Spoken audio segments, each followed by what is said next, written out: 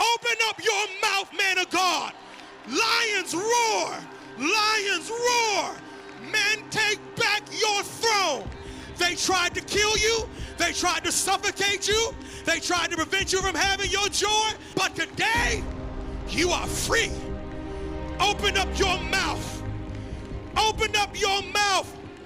City of Praise, I present to you the powerful, anointed, prayer warrior kings that God has placed on this earth. Somebody give God worship.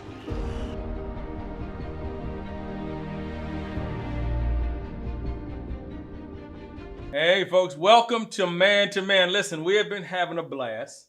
It has been phenomenal. Over the last 5 weeks, we have had some of the greatest ministry gifts, incredible brothers in the planet. However, today I can make several guarantees. Today is by far, I mean eons, I mean solar system, asteroids, new levels, new planets. This is, without a shadow of a doubt, the best looking person I have interviewed. By far. Not even close. Not even close. I didn't even know where that was going. I'm talking different stratospheres. This is by far the best looking and the baddest looking and the most amazing person I can say, ever interviewed in my entire life. Over the last several weeks, we've dealt with men's issues. We dealt with problems in homes. We dealt with how to raise boys. We've dealt with all of these issues, going back and forth, having these conversations with brothers. Well, today, I think it is going to be pretty extraordinary to have this conversation with someone who I invested 27 years coming up with, who I am in emphatic love with. We're going to deal with the tough stuff. We're going to talk about things that we have for a while may not have shared with the public, and I think we're just going to have at it. My beautiful wife, y'all call her Dr. Ylawnda Peebles, some call her Pastor Ylawnda Peebles, some call her Mama Y. I like that one. I call her Silk. Yeah. Yeah, Silk. And there's a reason I call her Silk, and she's going to tell you. Silk? I don't know. When he touched my skin, he Yeah. said, "Oh, it's so silky." So I think I'll call you Silk. I was wondering how you're going to answer that. That's the truth. It is. I love you, baby girl. I love you too. So let's just jump right in, right? Because this is an interesting season we're in. A lot has been taking place, and especially marriages. And folks are watching, and they're saying, you know what? They've got maybe some difficult moments in marriage. Maybe some single folks who've looked at marriage and said, They watch some people on television and said, not sure that's quite the road I want to go down.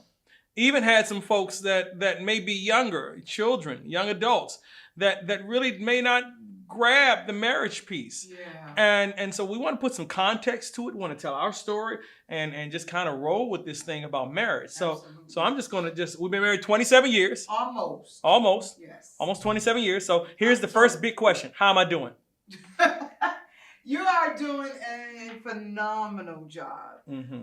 My husband you're just the most grounded, level-headed, brilliant. Like, you are brilliant.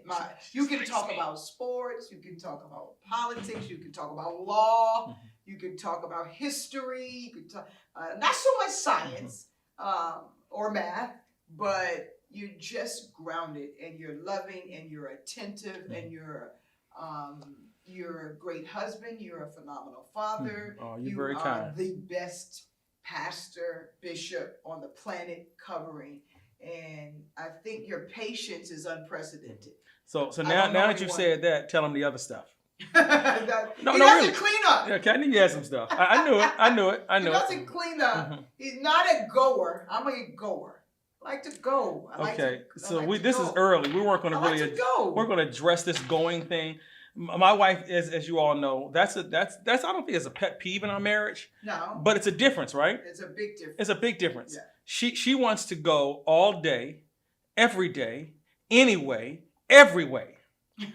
I don't mind going. I like going, but I also need my time.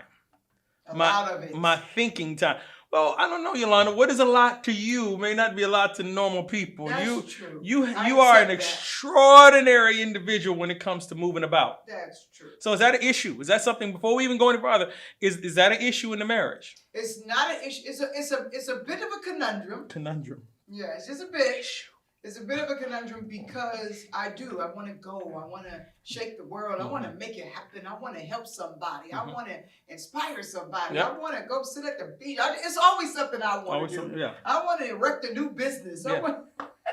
And you just need your time. And so let's talk, because here's the thing. So you are when I say goer, I mean it's eyes up, feet to the pavement. Wheels to the ground. You are rolling. I need time. I'm a thinker. So how do you feel about it then? Here's the thing. The one thing in marriage we realize is that sometimes you have to give to get, right? Mm-hmm. So I'm a thinker. And maybe I should say this. We're all wired differently, right? And most people are wired differently. Most marriages are wired differently. Most people in marriage are opposites, right? It is true. They're opposites. Right. So let me give you the context of who I am. And maybe that'll help folks understand. Like, I don't know. Well, I want to hear. It might help you understand me. Yeah. So if you know every day, all day, even in this quarantine time and even trying to move about, my phone, my emails, my text messages are on fire. Mm-hmm. Every hour, every minute, the time I go to sleep, when I wake up in the morning, it could be text messages from everybody talking about everything to get anything done. Right. So, and everybody's asking for answers. So for me, I have to have quiet time. Just seclusion time to process all of that. Okay. You know what I'm saying to you? If I'm going, I won't be able to resolve anything. I get messages and I help my staff is not watching. And I can't respond right away. I just need time to think about it. Yeah, because however I answer that problem, there's going to be a domino effect of the answer to that problem. Mm-hmm. And so it's almost like you need to go and I need to stay sometimes. Now here's a caveat that you brought this up, and I was gonna when I decided we were gonna do this, I said I was gonna hold this, but you said it yesterday. One of the things that has significantly, not negatively, but altered our marriage was the passing of your best friend. Yeah, very much so. And I didn't know how to say this to you, but you and Anea, y'all would go, and then you come home to me. All fulfilled. Well, not all fulfilled. Well, that's very true. Yeah, in the sense that I got to go. Hopefully coming home too fulfilled. Right. Oh my gosh, it took a turn. Took a turn early. I guess what I'm saying is, so you all would go. I mean, y'all would go. I would hear y'all would be planning today's events, tomorrow's events, next week's events, and y'all would be just out on the town. You'd be always going. When she passed, I don't know if you noticed, but that caused a real void in your heart. And I decided, remember I said to you, I'll go shopping with you. I'll do everything. I figured out two things. Number one, you really didn't want me going shopping with you. Because you didn't really. You really didn't want me go burning the town with you. Mm-hmm. And I didn't really want to. Yeah, we know you didn't want to. But I was gonna. But I do it because I love you. But I know, and that's the thing that happens in marriages, right? You might want to talk about how that because that impacted you and has had not a negative, but at least a altering of our relationship, even at this point. I don't know how to articulate what it is. I said it to you the other day. I said, I'm not a sad person. I'm not a depressed person. I am, the moment God opens my eyes, mm-hmm. I'm ready to shape the world. Mm-hmm. I want to make everything happen in the time that I have. And so I didn't realize until lately when I was feeling a little bit sad, I was like, the revelation came. Mm-hmm. Like, I don't have that part of my garden. I equate life to this garden. In the garden, you have mm-hmm. fruits, you have vegetables, you have herbs, and all of that comes together to make the body whole. And I felt that way about my life. So I realized that part of my life was missing because she would help me in all of my life's projects. If I wanted to go save a woman jumping off a bridge, I would call her and she would go, I'm with you. No matter what time. No matter what time. If I wanted now, she'd be late, but y'all'd get there. So true. If I wanted to go run by someone's house to say happy birthday, if I wanted to erect a new company, if I wanted to make signs for a nonprofit organization, she was there to make all that happen. And I didn't realize how bad I missed that. How bad. And I don't want you to do that because that's not your makeup. And I get it. I sure don't want you with me gluing stuff together. So I just have to find my new normal. But here's the issue, because I know you don't want me to have to do that, but I know you need it. Yeah. And I want to be able to provide that for you. I don't like to see you. I know that's one of the reasons why you're going. You're not going any more than you used to go. You just don't have a person in your life who you were used to going with. Yeah. Someone you always, because you this is what you told me. I don't know if you remember. You said when me and Miss and Ned go out, we just walk through whether it's a store or office building or outside, and we just laughing and giggling and pointing out things the whole time. So you don't notice. I tried that. I tried it, and you won't laugh at my jokes. Because we didn't tell jokes. We just, we were talking about politics. And in that would be laughter. So there's a lot of laughter nowadays. Yeah, when you would say things about political movements, if you would laugh, or you would, watch a movie and you talk about the movie and you would laugh. So it wasn't a joke being told. You want to tell a joke, and I'm like, stick to preaching. She's not feeling me. But anyway, it is what it is, and I really, I miss the laughter. I miss just having a sister friend that I could just go and we enjoyed the same thing. Yeah. And that's all I'm gonna say about this. That is what was so unique about our friendship. She loved her child. She only had one child. Loved her. I'm obsessed with my children. We understood the institution of marriage. She did, I did. We both love God. Like, I could call her and say, Anea, we need to pray. And we would go in the prayer room or to the church, in the chapel or in the main sanctuary, and we pray for an hour. She's the only friend I could get that did not care about the time that we prayed. We both love to shop. Like, we love to shop and laugh and tell stories. We both love to craft. So we would have our glue guns and scissors, and we both love that. We both love comedy. So it's bizarre that God brought a person into my life that we enjoyed. So you and I don't share barely anything in common. We have the same values, but we don't have things in common. But that's never been an issue. That's never, and that's the thing. And that's how marriages change sometimes. People have to be very watchful. Yeah. Because it's never been an issue, because you and Anea have been friends for 20 plus years now. Yeah. They're almost 20 plus years, 25 years. So, we've been married 27, almost 27. So that's basically the whole of our marriage. You've had this engaging relationship. Yeah. And so with it gone, I now notice how that piece is missing. I do. I notice it. And I want so much. I try to do all the little things you like to do, but boy, you like to go. I remember you used to always. Wow. So, I don't know what, listen. So today we did a 4-mile walk, right? A swift walk, 4-mile walk. Came home, did a 90-minute workout. Gym workout. We're doing this. I guarantee and tonight, later on, I have to be at an event where I'm on a panel. It's a virtual event, but I have to be on a panel. Between that time, you're not going to take a moment. No. Between that time, you're going to be doing something. and she and you were built to do that, and you all did that. And so now I realize that's a piece. And so as a husband, I'm trying. I just want to let you know, I do feel what you're feeling. I understand it. And I'm not going to, I probably won't. That's why you have the grace of God to be all of that. But I can just at least tell you, I do recognize your hurt. Oh, that's very sweet. Kiss. Yeah. No, I really do. Thank you. I recognize that you're hurt. And I recognize that's one of the, and you'll look at me and say, you don't want to go? I said, well, baby, I got 20 things going on. I do want to, but I've got to at least process this. Because for me, that process time is a part of how I function. The movement is part of how you function. And bringing those two things together, it's amazing. After almost 27 years of marriage, we're now learning this new season. That's so true.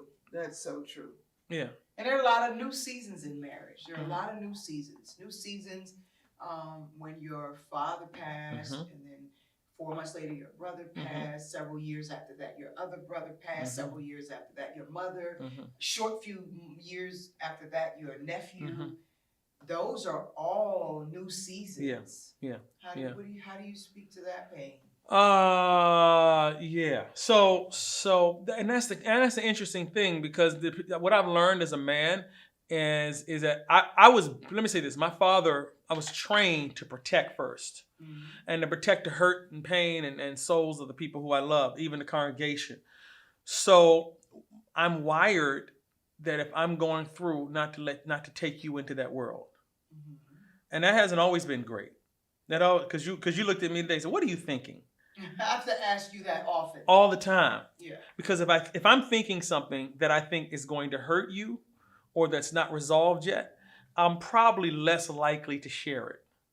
Which has always been a different conundrum for us, because I feel like time has proven my intrepidness, and that you can trust me with whatever that thing is. And that I'm not going to explode, I'm not going to go and say anything, or whatever the dynamics are. I may hurt, and that's the part you don't want, but that's the part I try to tell you is okay. We both have to take the scenario and go through it our way. But that you can trust me to be your battle axe, if that makes sense. Yes. So I feel like you take that away from me when you don't tell me during the process. I feel as though you take that away from me. Okay, so this is what all the brothers want to say to their wives, and they haven't yet. So I'm just going to throw my net out there and see what I reel in, and just tell you the deal. Okay. Here's why. Just like in the book Men Are from Mars, Women from Venus. Here's the reason. It talks about when men go through things, they often go into their cave, and they don't come out of their cave till they either have resolved it or figured it out. Right. There's a reason for that. Okay. If I share with you the process in the pain, in other words, during the pain situation or the circumstance, if I share that with you, what men do is we think about it, then we do something else. We think about it, then we do something else. We think about it, then we do something else. We try to figure it out, then we do something else. That's what we do. During that do something else time, we need that time not to be reminded about what we've been thinking about. You follow what I'm saying to you? Yeah. Now, what we have done by putting it on you is, for a woman, when it's on your mind, it's on your mind all day, all night, every moment, every second, every hour, Okay, so anyway, so here's the thing. During the time that we are not thinking about it. You don't want to think about it. We don't want to think about it. But now that we've told you, you want to talk about it. And we don't want to talk about it now. We're still and so that's where it is. So now what we've done is we've done two things. And part of it is selfish. It is. The part of it is selfish is I want to be able to not have to think about it right now. You want to disconnect when you want to disconnect. That's exactly right. You don't want me to reconnect it till you're ready. That's right. And I get it, and I think because when I'm reconnecting it, not only now am I reconnecting it, I'm also now maintaining you. Right. So that adds kind of a second pressure. Right. And so I don't know, and as a pastor, and that's the next thing I'm going to ask. I'm still trying to figure that piece out. Well, I think that especially for us, and prayerfully we can help couples that have been married much less time than us. Maybe some that have been married longer. But I think that is where the communication piece plays such a big part. Because and every marriage is different. I want to say that. Because some wives may not want to know. In some families, the men don't want to know. They don't. I have some friends where the woman really takes all that pressure. So however the dynamic is for me, and if you're like me, once you tell me, then you should be able to communicate to me when I'm making you reconnect, that you be able to say, now is not the time that I want to reconnect that. You don't think that works? Or are you, because I'm looking, you don't say you've tried that before. You've never tried that before. Okay. So the piece that I guess maybe I didn't say correctly was that there are emotions attached to it. Yeah. Okay. For a man to process, for me, I don't know about all men, for me to process, I can't have emotions flooding into the room. Yeah. Is that about the best way to say it? It's fair. So once I put it on you, you're going to feel. It's fair. You may be hurt. Yeah. Maybe it bothers you. Maybe perturbed. Or wounded or whatever that is. You don't want that. I can't process it with those emotions because now what I'm doing is I'm balancing it. I get it. And you. I get it. So how? And you don't want to. Just say it. I don't know if it's I don't want to. It's a matter of I don't know if I can always do that. But here's the thing. Not want to. Case in point. It's okay to say you don't want to. Case in point. Remember many years ago. This was now in 2000. This was in 2018. No, I'm doing it. 2090. 2000. No, this was in 1998, 99, and our house was in foreclosure. Yeah. I'm the assistant pastor of a mega church. We're doing all these great things, and my house is in foreclosure. And so to make a long story very, very short, with that being the case and my house being in foreclosure, and I didn't tell you that I had gotten a call. I was pregnant or just had Janae. I did not exactly. And I didn't tell you that I just gotten a call after getting a notice that your house has been sold. I typically paid the mortgage, but I guess Mr. Man over here thought that mortgages mysteriously got paid on their own. I mean, listen, how we got to that point, I don't even remember. I remember. All I remember is I got a call from that my house was sold to Fannie Mae. Yeah. And I no longer owned the house we were living in, and I had a certain amount of time to get out. I don't know how to go tell you that. Without emotion. I don't even know what without receiving a lot of emotion without armor. You know, I don't know how to go tell you that. So I remember what I did. I didn't tell you. Everything's fine, babe. I got in my car, and I had a white. What do we have? A white Ford Escalade. Oh yeah. And I drove around the Redskins Stadium about 100 times on my phone talking to Fannie Mae. And it was just God that there was a lady who worked for Fannie Mae. Her name was Yuri Orange. Mm-hmm. And I got on the phone and I said, Miss Orange? She says, yes. She says, this is Joel Peebles. My house has been sold. You all own it. I'm praying to God we can work something out. Mm-hmm. She says, you know what? I hear you're a man of God. I'm going to work something out. Yeah. She reversed it. She took out all the extra fees, put me on a payment plan, and gave us back our house back. She did. That's when I came back home to you. Hey, baby, guess what? Resolved. Lord have mercy. I like it. I understand. I don't know what else to say. I get it. I get it. Because I'm willing to admit that we do bring emotion to the situation. We really do. Whether I'm elated or disappointed or happy or sad, we do bring that. So I get it. I just showing you from my perspective. I know that I want to ride with you. Yeah. And that you've ridden with me now. It hurts that I didn't get to ride it out with you. And that's the part that bothers. That's my perspective. Mm-hmm. That you had to walk that. It's kind of like walking a tightrope. I'd rather walk it with you. So if we're going to fall together. Mm-hmm. If we're going to stay afloat, we're going to stay afloat together. But my mind, my heart says, let's just do it together. And that makes sense. I'm thinking I'm protecting you. Yeah. I'm protecting you from having to deal with this pain. Yeah. Now, listen, if we were getting kicked out the house, you would have felt the pain. But at least at this juncture, and that's part of how I'm wired. And as we've gotten as we've gone through this marriage, I've worked hard to make sure I include you on everything. But if I'm still wired. The way you're wired. That if I think what's going on is going to hurt you or wound you, I'm probably going to be less apt to share it with you unless or until I have to. I know. Is that okay? I mean, it is what it is. I've expressed my side, and I've also simultaneously said I get your side. Mm-hmm. And I understand really your do. side 100%. So, yeah. Because you're saying, I can handle it. I want to walk with you. And I've earned it. Trust is not, it's not about trust.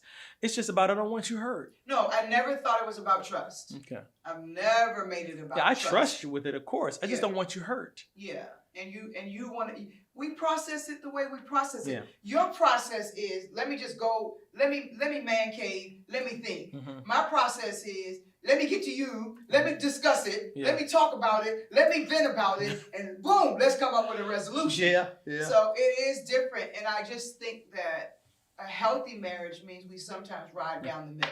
Sometimes I have to surrender and go, okay, I know whatever it is, you have it. And then sometimes I think you should surrender and just say, you know what, pick the not so big a deal things. Okay, you got it. Because both people have to find themselves happy in this differentiation of how we feel about how it should be handled.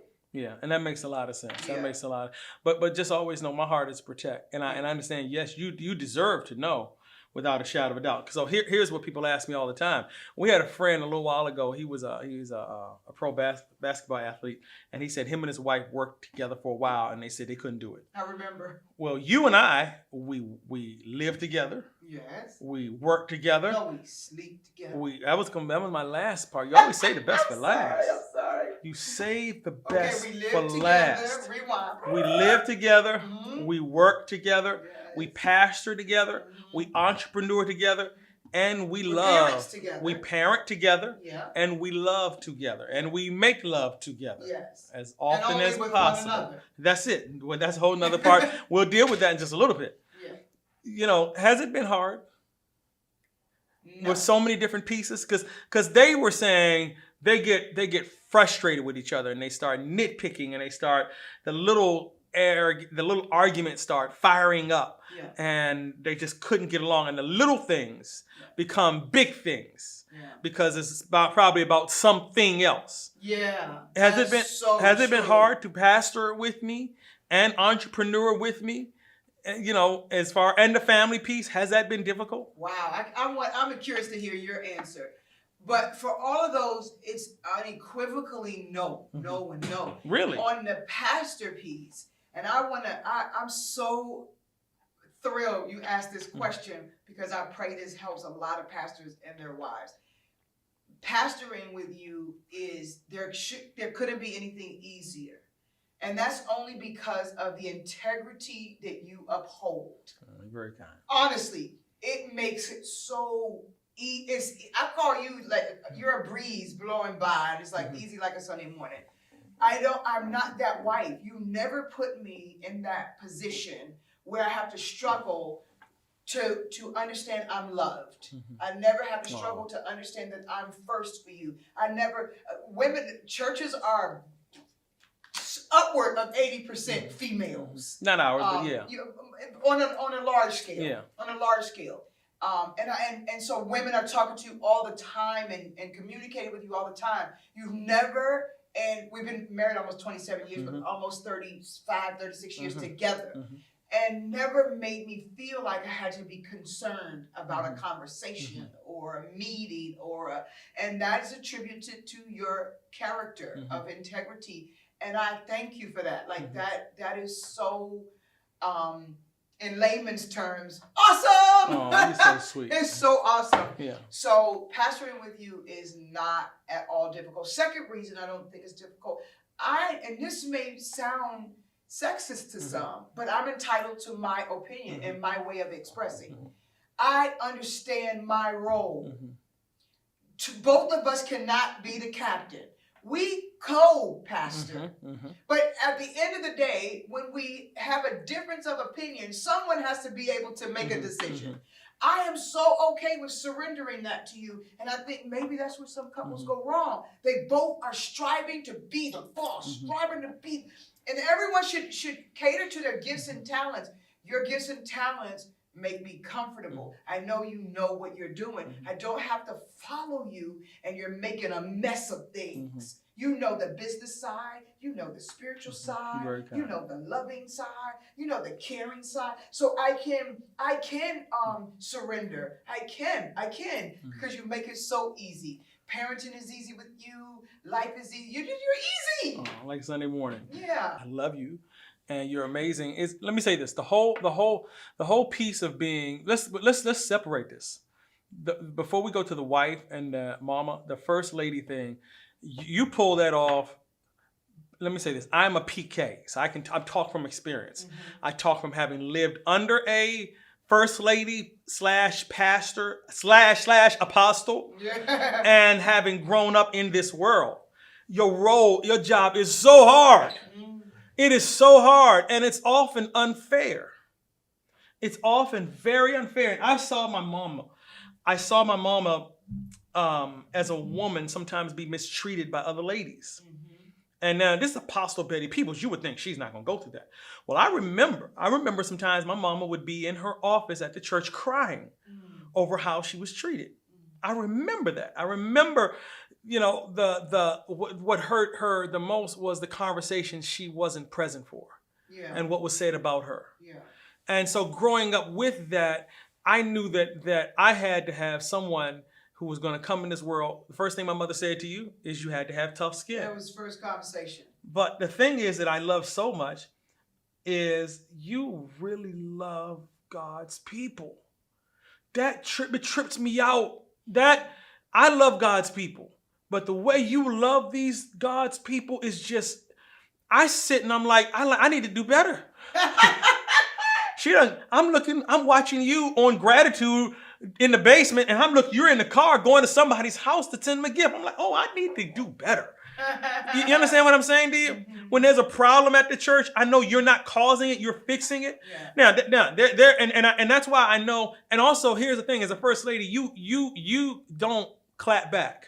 Mm-hmm. There are things people can say and out of peripheral, you never clap back. You always come back in love. I've never heard anybody ever say co-pastor was nasty or co-pastor was. I've never heard anyone say that. And that's hard to do in church, especially when some people just don't always even tell the honest truth. Right. But you really want to see God's people do well, and it's like so that makes pastoring with you like the bomb. It does. It makes it the bomb. You really dig these incredible people that God has placed in the ministry, and then that's a huge thing. As a pastor and as a female pastor, it's not always an easy world. Right. And so I have the benefit of seeing that secondhand as a child, now firsthand as a wife. Wow. And so I can have the empathy and I can understand, not necessarily. Now, this is not true at the City of Praise. I'm going to be honest with you. It may have been true in your younger years, and you might want to tell the story. But people treat you well because they know that all you're going to do is give them love back, and you don't play. But they know you're going to give them love back. But I remember when we first were talking about getting engaged. Yeah. And a lady, so this is you're just entering into the ministry. You've been there several years, but we were, a couple years from being married, but we're talking about engagement. And a lady grabbed you in the bathroom and looked at your hand and tell that story because that wounded you when she looked, because you didn't have Oh, you had given me the ring. I had given you the ring. Yeah, you had, and your mother had announced to the church that we were engaged, and I was blessed to receive your mother's That's ring. right. I was really blessed. So things weren't as Grand.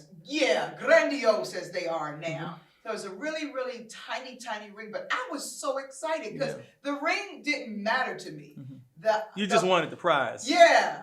The notion that I was going to marry you was really the ring. I didn't care. And so,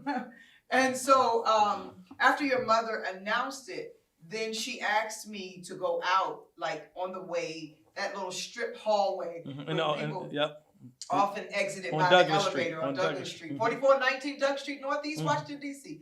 And 20019. And so she asked us to go out, and we were supposed to shake hands with everybody walking out. And I remember this one lady in particular.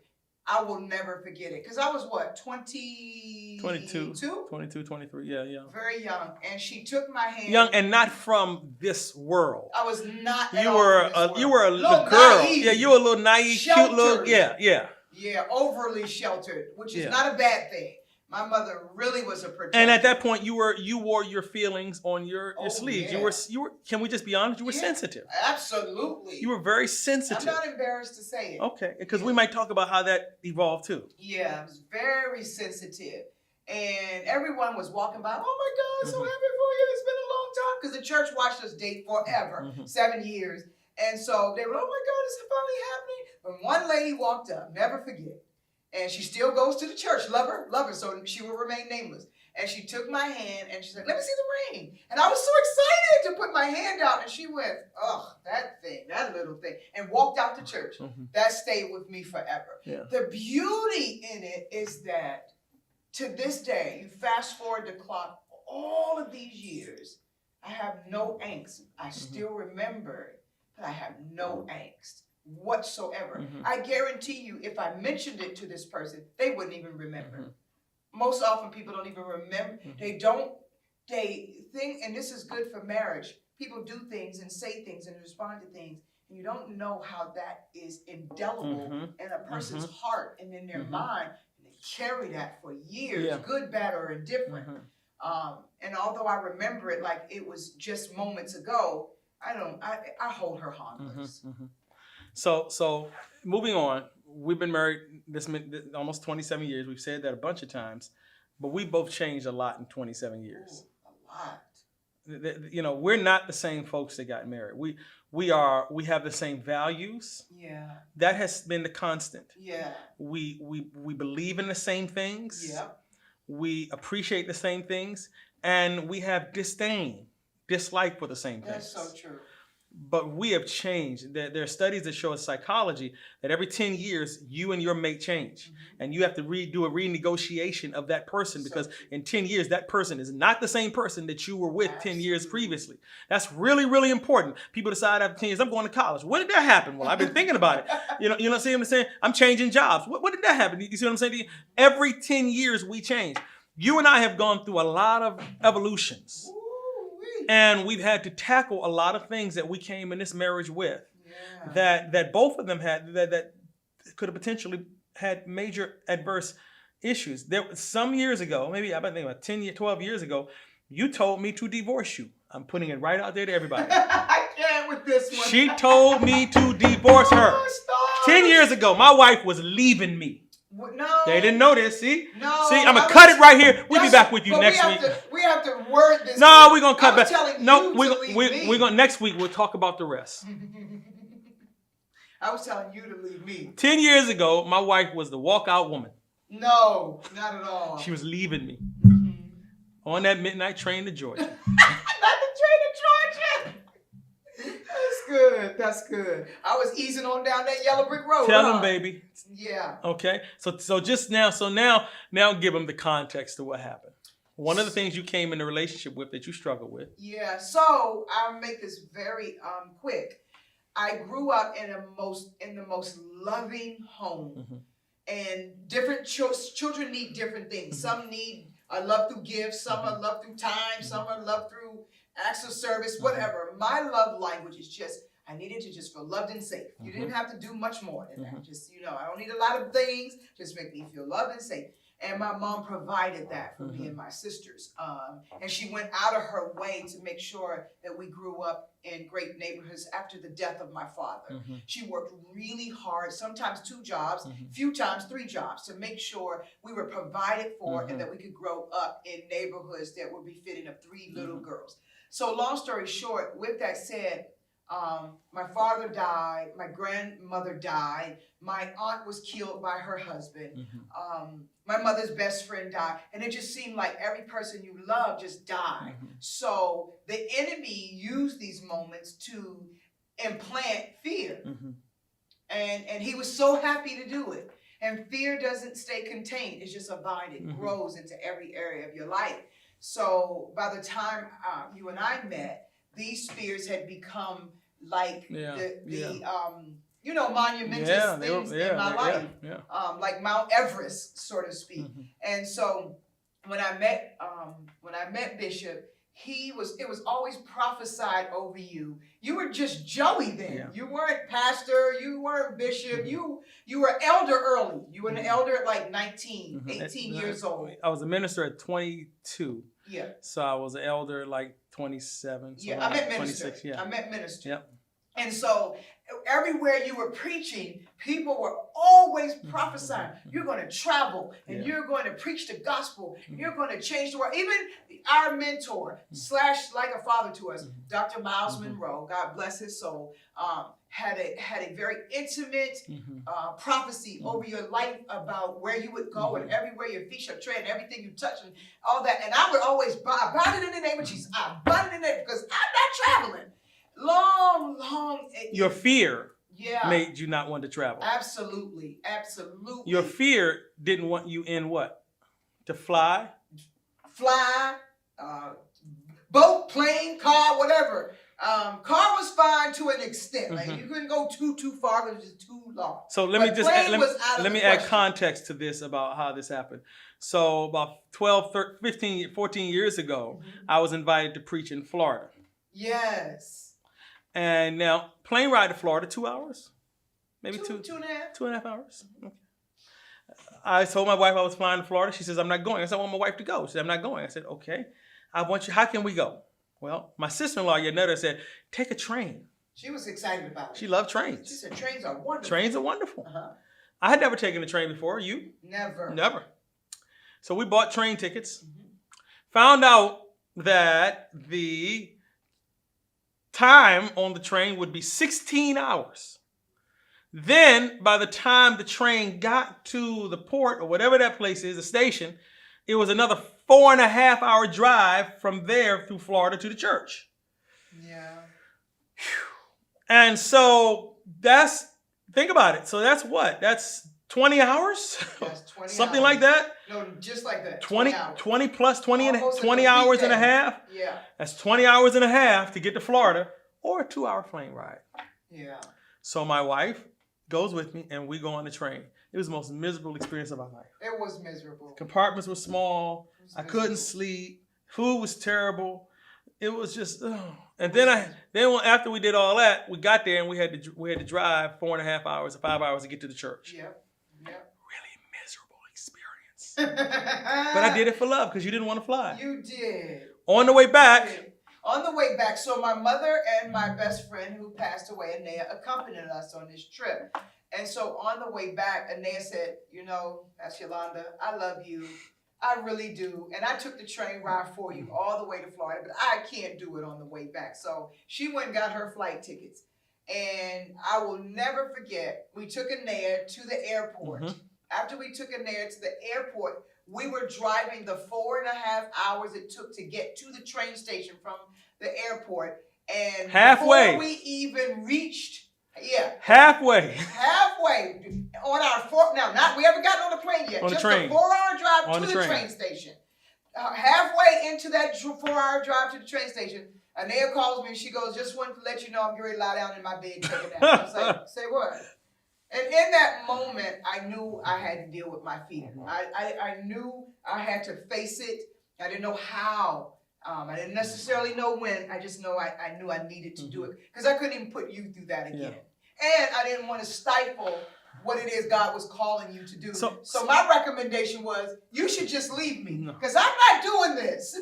So I wrote him a letter.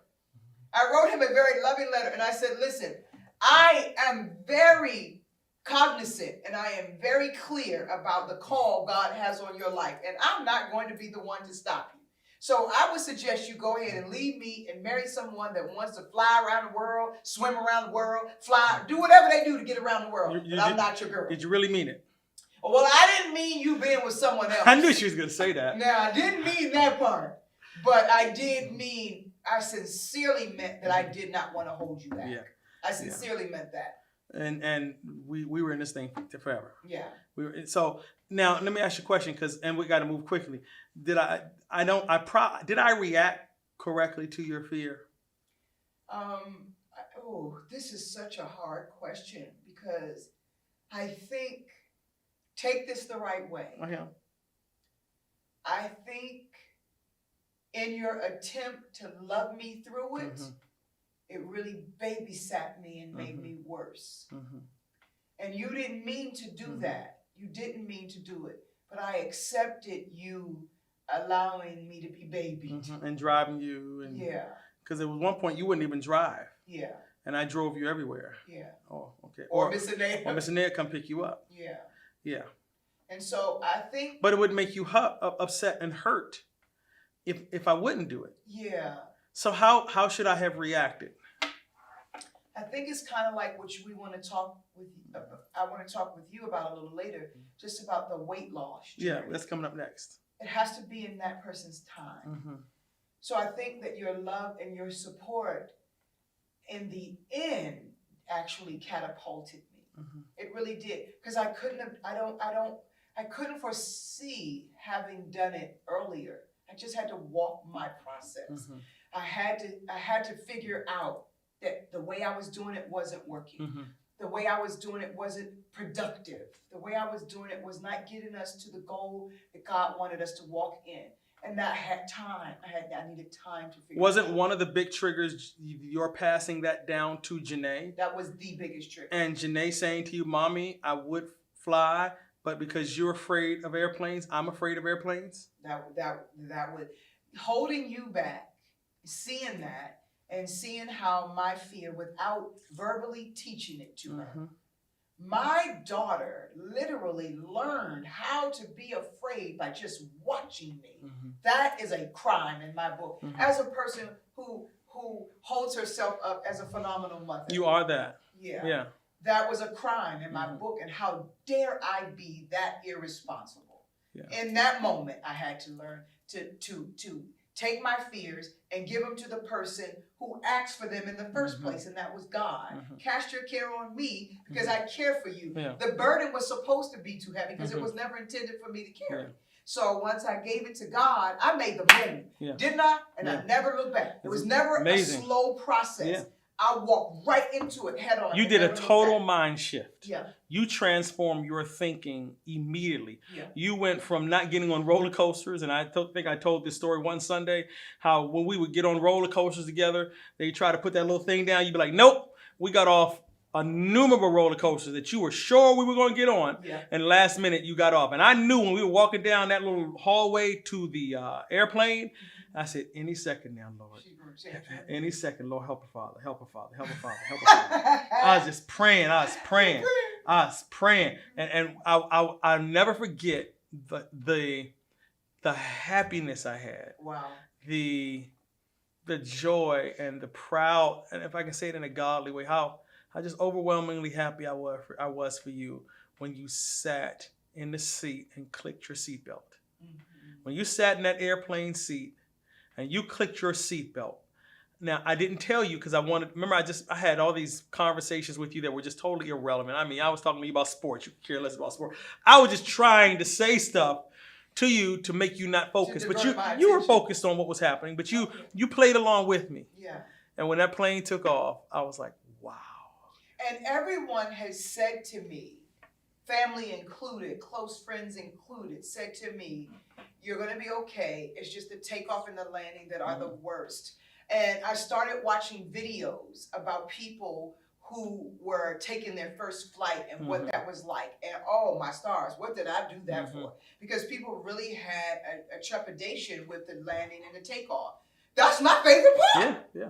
That's not the takeoff and the landing are my favorite parts. So I didn't get it. So it really, the fear, which is something I learned, which is something you always tried to tell me, but I had to walk it out, was that the buildup we make in our mind, the scenario we build in our mind, the story we build in our mind is always bigger than what it actually is. Because the takeoff and landing were a nothing to me. I was like, woohoo, let's go.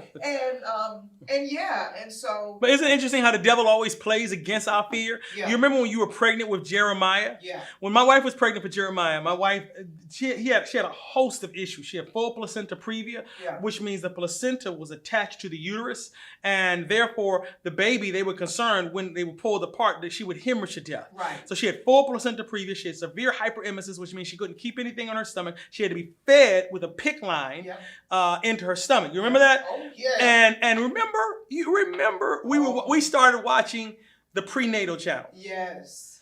And it seemed like not before or not since, but only during the time that you were pregnant with Jeremiah did they have ladies who had full placenta previa who were either dying, the baby was dying and having these horrible experiences, and it was on television every day during your pregnancy. Absolutely. And it was just feeding your fear. It was, oh, was it? Oh, was it? But here we are today. Here we are today. And so I want to say thank you because you didn't force me to change. Mm-hmm. And you didn't force me to do something different. You really, really loved me through it. And albeit it probably made me worse because I got comfortable with the way you were protecting me. But I appreciate it at the same time because I don't know if that push would have helped me then. It made me more afraid. Yeah. It made me more concerned. It made me more scared. But I had to find it for myself, which now makes me ask you the same question. Because you were always, from the day I met you, you were a large guy. Always sexy, always handsome, always, I will never forget sitting in Bible study, and you would always wear a Cosby sweater and a leather jacket. And I was sitting, smooth, y'all. And I was one of those students that was front of the class, had to get straight A's. And I smell good, didn't I? Yeah, always. Yeah, Still do. I smell good now, don't I? Still do. Yeah. And I would take my notes, and I would never forget being so That's that intent. Versace, just so you'll know. Gosh. I would intently be taking notes, and all of a sudden I would see a movement out of my peripheral, and it would be the leather jacket movement, and I would look up and I would go, oh, he looks nice. But you were always a big guy. What was that journey for you? Because I didn't push you either. I say this all the time. I would love you if you were 600 pounds, but I knew that you wouldn't be around with me forever with that type of weight. Yeah. But what was, because people around the world want to know how you did it, and emotionally and psychologically and physically, what was it for you? Well, we probably need to do a whole show on that. Just talking about that because I don't want to take up this whole show. First of all, the wildest thing, you know how Facebook gives you a chance to look back at the history sometimes when you wake up in the morning? Yeah. So like a week ago, something came up on the history back like 10 years ago and 11 years ago and 12 years ago, and I saw myself and I said, I don't know that guy. Wow. I don't know him. Wow. I never felt that size. Wow. I never felt that. I always knew I was bigger than I wanted to be, but I always thought I was pretty daggone handsome. You did. I did. Sure. I never That's thought. Sure. I always thought I was wantable. You know. Wonderful. Wantable. Oh, wantable. Yes. Okay. Yes. I never felt. And so when I look back at the picture, it's like, wow, I didn't know at that moment, and it's probably great, right? Yeah. But the process was pain, and you walked through that pain with me. You were always this cute little teeny gorgeous as you are now woman. Sweet. And I was a big dude, and I was like, wow. And she loved me. You are the prettiest thing pictured on the plate on the wall. You've always been there. And I'm like, this little teeny girl loved me. Aww. Through it all. Was knocking my boots, and I was a big dude. Can I say that? It's out there now. I'm just saying. And that was, and it's like, you know, wow.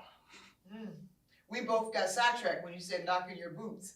We got to get back. Okay. But no, I'm more, to be honest with you, that you love me no matter what size I was.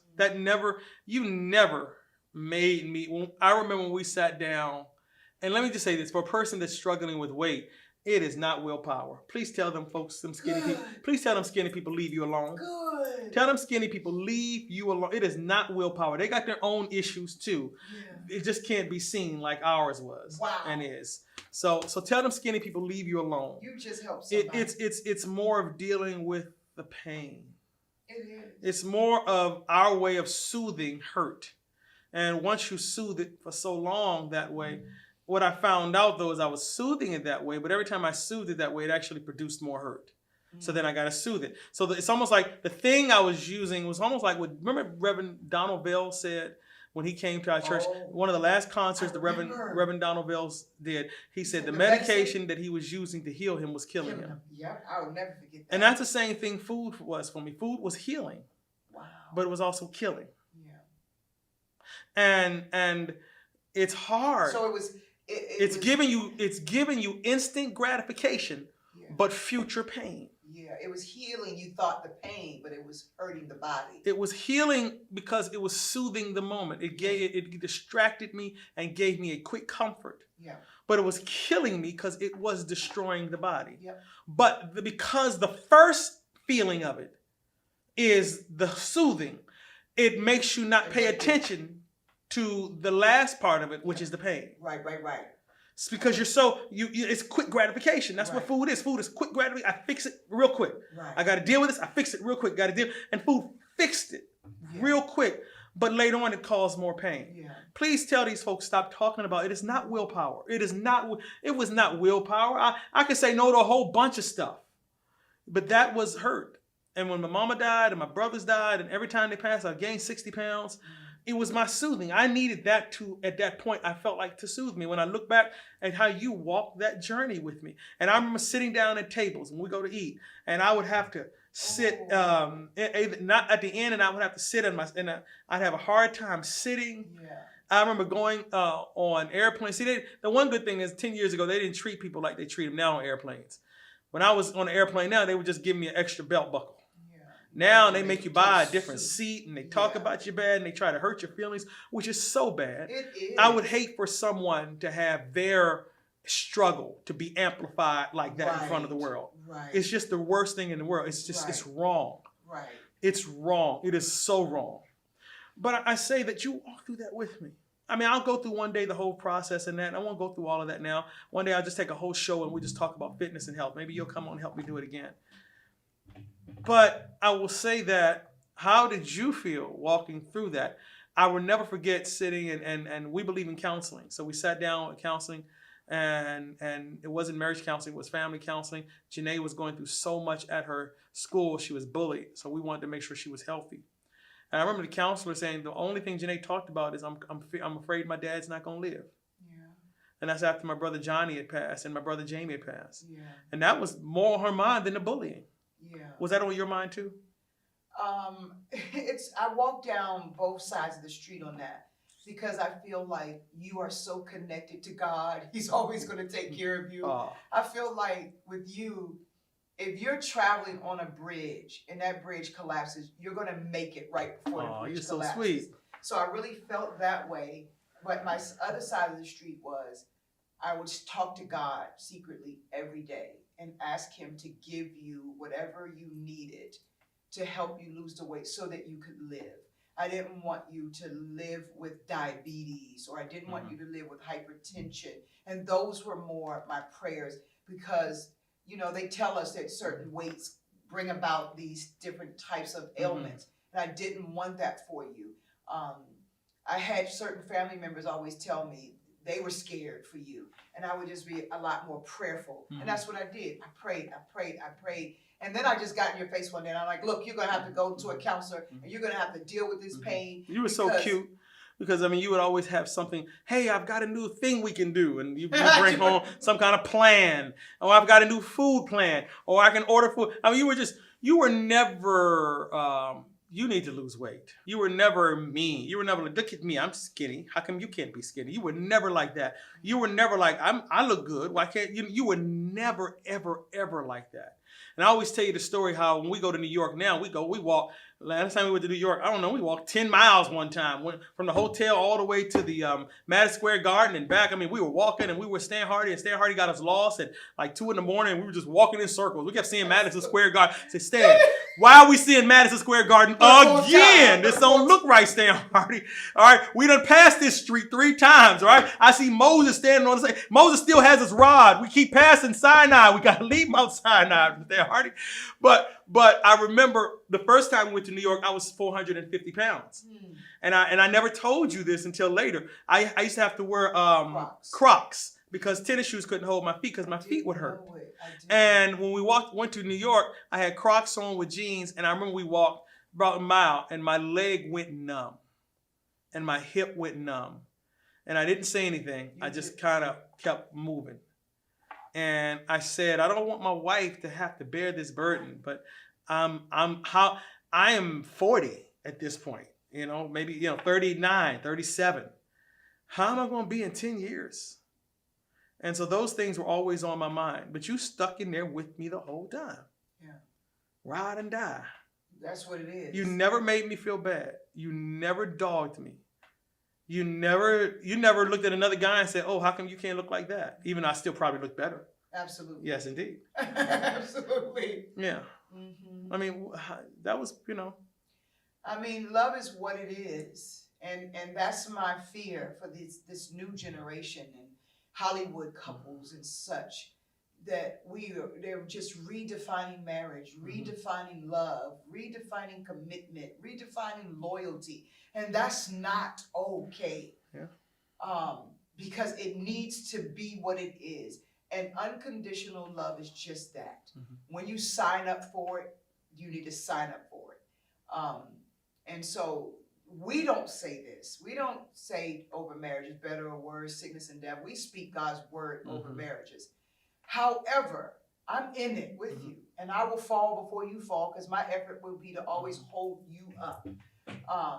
And so there was nothing you could do or say that was going to make me walk away. I loved you, period. End of sentence. You were always sexy to me, always gorgeous to me, always a gentleman, always amazing, always phenomenal, and that's just what it was. Wow. But that means you were comfortable with yourself.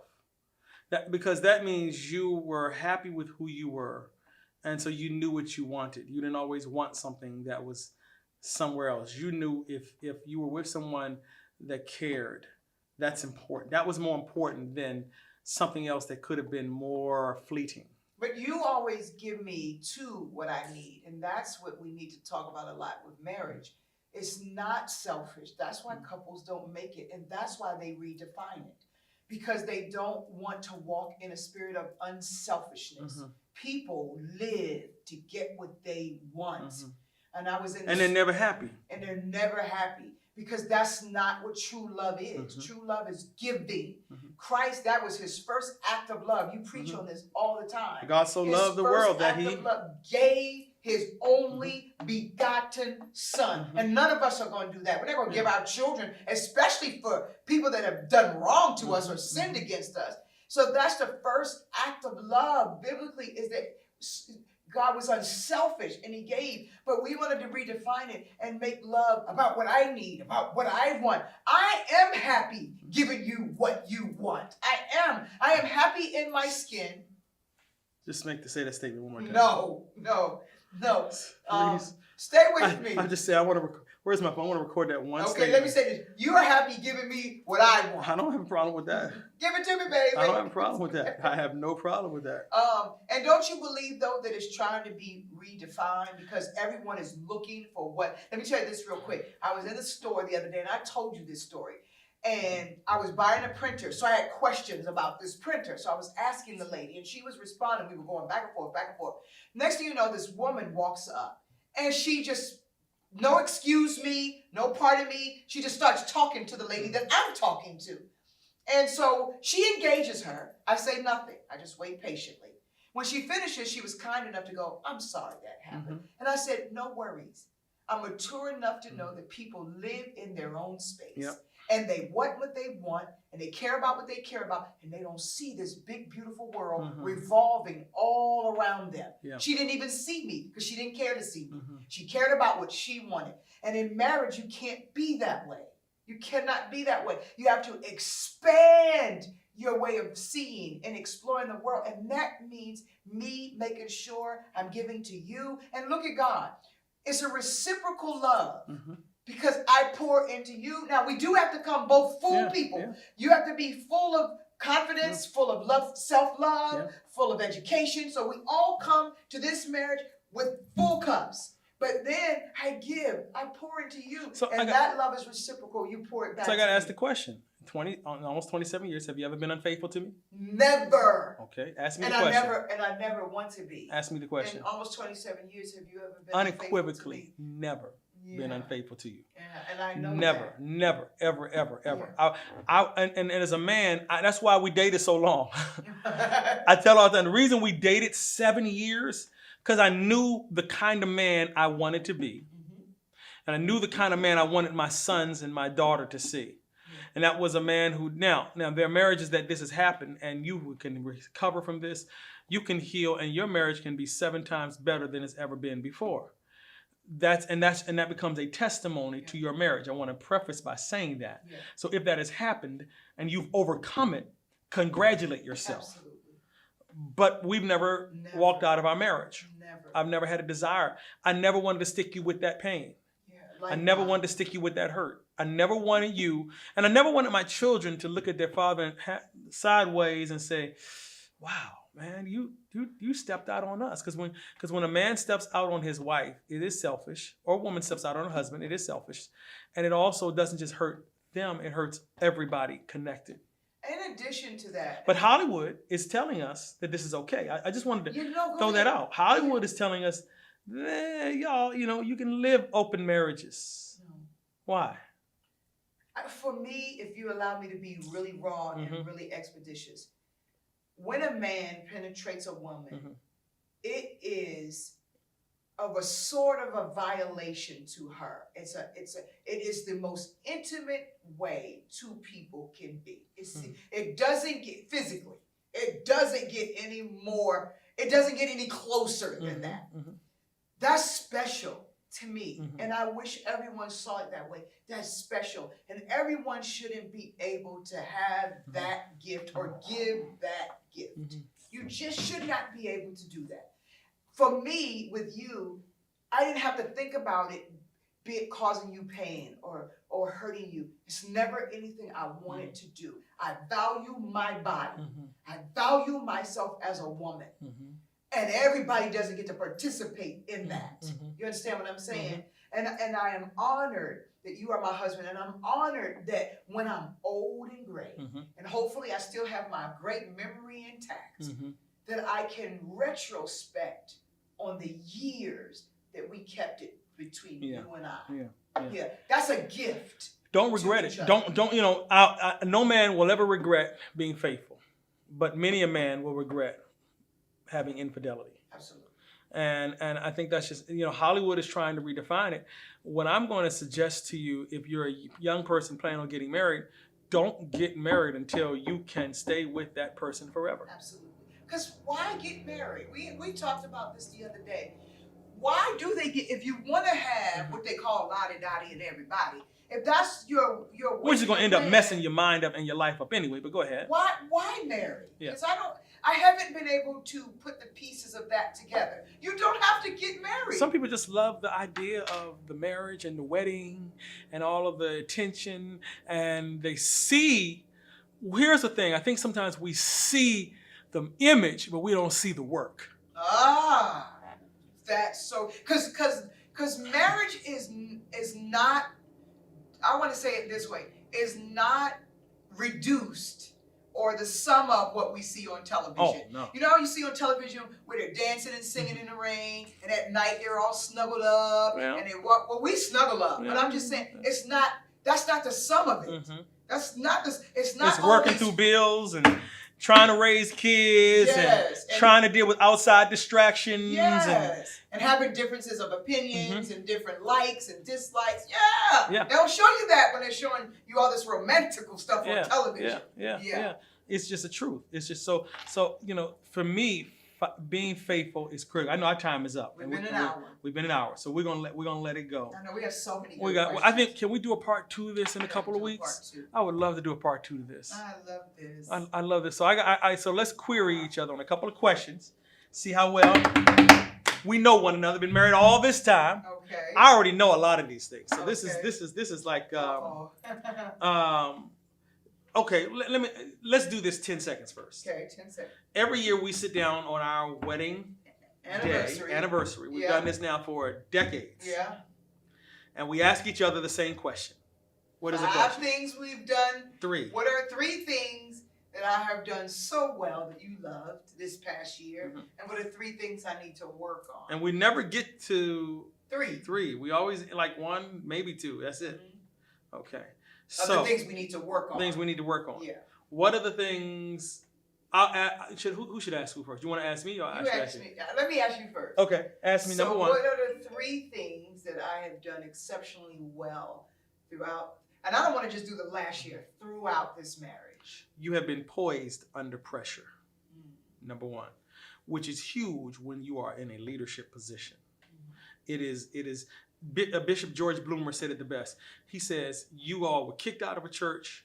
You went through pain. You went through loss. You went through pains of a family being lost. And Bishop George Bloomer said, you would have never gotten back what God had for you had it not been for her being in the right place, doing the right things. Wow. She was as responsible as anything else because the wrong woman, could have blown it. Ooh, absolutely. He said that. He said the wrong woman could have acted out of emotion, acted out of anger, acted out of frustration, just went around causing problems and being mean to people. It's easy to be fine when things are going well. It's a whole nother thing when you got the weight of the world, all the attention of everybody looking at you and people throwing shots and darts at you. Left and right, and you can't respond. You still have to be a lady, and he has to be a gentleman. Yes. When other people feel as though they can go online and say and do anything they can, and you have to still maintain your character. And Bishop George Bloomer said it, and confirmed by Neil Ellis, he said the same thing, and confirmed by several other pastor friends who I've talked to in private, that have said your wife was significant.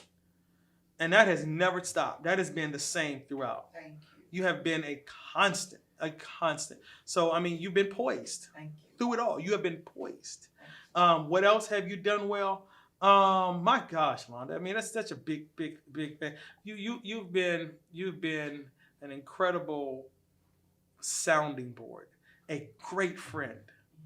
The love thing is critical. You've just been a great friend. It has been wonderful to be able to talk to you and have conversations about difficult things. I mean, it just really, really is. And people don't know how tenuous our world is. They think bishop and pastors is just and that's why we get hit so hard sometimes by people, because they'll never know our side or our position on the facts. When you have integrity, you don't speak on it. You don't. They'll never know. We give people permission, and here's the great thing: it doesn't happen that often. Right. Thank God. Thank God. But we give people permission to say negative things about us, and we don't respond back. Absolutely. And you do a great job of that. Thank you. Because another wife, we've had pastors tell us their wife got in a fist fight on the front row of the church. Absolutely. We've had that. So that's a critical Thank thing. You. And then you've been an incredible mama to our grown and grandkids. You have just been a great mama. These kids we've got right now, I've got 3 kids in graduate school. Yes. 2 of them working on their masters, maybe 3 of them either working on their masters or in law school. All 3 of them honor roll students. And I've got a 16-year-old who just finished 2 courses at Georgetown where he got A's in them and is just an academic monster. Yes. All because they didn't get it from me. Now, I have doctorates and all of that, but they got that because you drove them. And you would not accept C's. Yes. And you would not accept not doing well. And I mean, that's just that. So, I mean, that's huge. Awesome. And what you've done wrong, I mean, you know, we could small. We didn't hear you. We could more often what? Yeah. And we didn't talk about menopause. Yeah, we have to talk about that next time. That's a real thing. That's a real thing. Yeah. But you know, other than that, we're good. We can't really talk about it because our almost son-in-law just came back in. Other than that, we're good. I mean, but you know, he wants to have friendship, a connection, 22 times a day. No, what do they call it? They call it a situation. No, it was called on thing. It was called an entanglement. I'm sorry. Go ahead. Go ahead. But with each other. Yeah. Not with an outsider. an entanglement. Yeah, go With ahead. each other. Go ahead. Okay, let me go to my things. I mean, so other than the entanglement, which we could get more tangled. All right, my 3 things. Number 1, things that you've done consistently well over the tenure of time I've known you and been married to you is that you really are my rock. You define it as a fixed, predictable image. Character, yeah. You are my fixed, predictable image. You are always going to have, oh Lord, you're always going to be Jesus' brother. No. I mean, if you come to my home and you want a glass of water, Bishop gonna give you a scripture first about water. Then he gonna give you some water. That's because the Bible principles really work. They do. It blows my mind how many people don't use the Bible principles. I'm not making fun of it. It's why I honor you so much, and that even to see people honor you, I feel honored. Because someone will say something to you, some niceties to you, and not to me. And they go, "Oh, Pastor, I'm sorry." I'm like, "No, if you said it to him, you have good as said it to me." And I really feel that way. Now, if they ignore you, oh, now we got a problem. Okay. I remember going to a funeral once of a pastor, and we had seating, and we were sitting like in the middle of the big church. And I was like, I know they didn't put Bishop Joel Robert Peebles in the middle of this church. And I was humble. We were humbled to be there. We were, but I didn't mind me. I didn't like you being there. I did not like that. But you really have always been a fixed, predictable image of outstanding, unshakable, unbreakable character. And that any woman would want that. Any woman would want that. I would never want this to happen.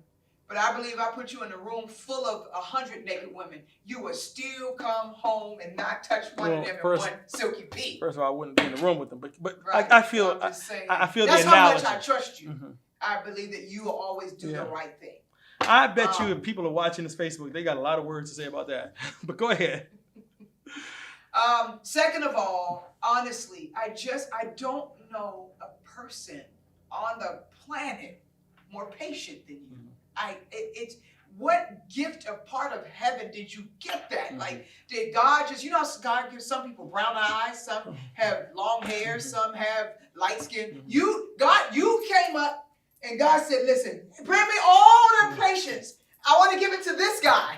Like, that's how I feel like you have it all. There's not, and I feel like that's why I don't always have it, because he gave it to you. And you're constantly, that was one of the reasons I married you, just because seeing your character and your patience, like, this is going to be a great man. And finally, it is copiously phenomenal to see you be the father that you are. Like, I don't say it to you often, because just watching it, there aren't really words. Mm-hmm. But I remember the other day, one of our children just kind of was upset about something that happened, not in the family, but was upset about something, and I couldn't calm him down at all. And you said, I'm going to go on a walk with him. And I said, well, I want to go. And you looked at me, and I knew it was serious. And you were like, Silk, sometimes a father needs to handle his son. I was like, okay, yes, sir. And what you don't know is that from that day, that child has said to me every single day how important that moment was. Oh.